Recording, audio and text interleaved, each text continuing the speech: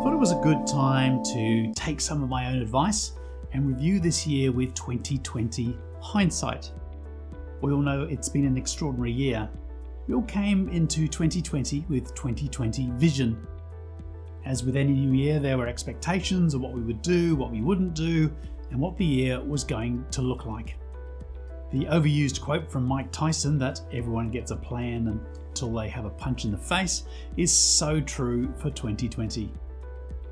I want to take a look at the lockdown leadership lessons that I've learnt, or at least have reinforced, with 2020 hindsight.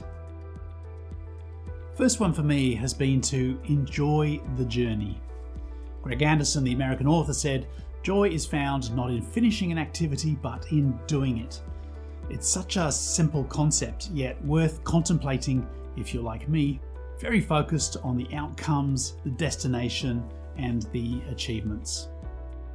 If we are solely or largely focused on the destination rather than the journey, we have this limited and often intermittent experience of satisfaction. Often a destination-only focus is accompanied by a high-performance mindset. Whilst achieving goals and asking ourselves to perform at a high level are not bad things, they can become detrimental. When taken to extreme, they become a source of stress and a dangerous cycle of never being satisfied. In a worst case scenario, we can burn out or hit a wall.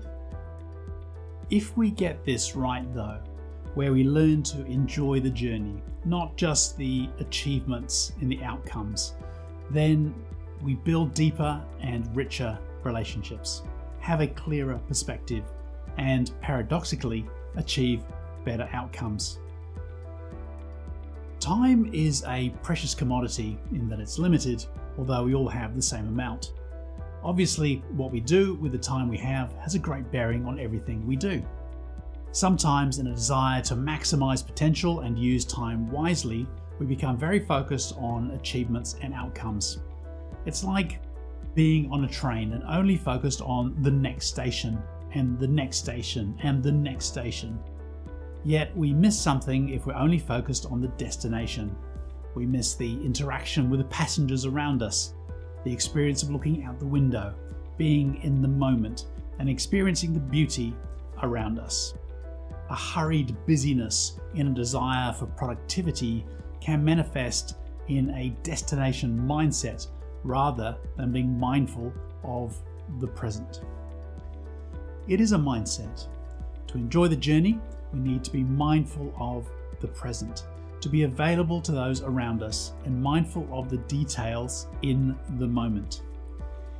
It is counterintuitive to those of us who value high performance. The paradox is, if we train ourselves to think, then act, we get a much better outcome. Finding ways to remind ourselves to stop, pause, and think go a long way to helping us enjoy the journey. Sometimes it's as simple as creating space in our diaries. Maybe it's scheduling in connection with those who are important to us.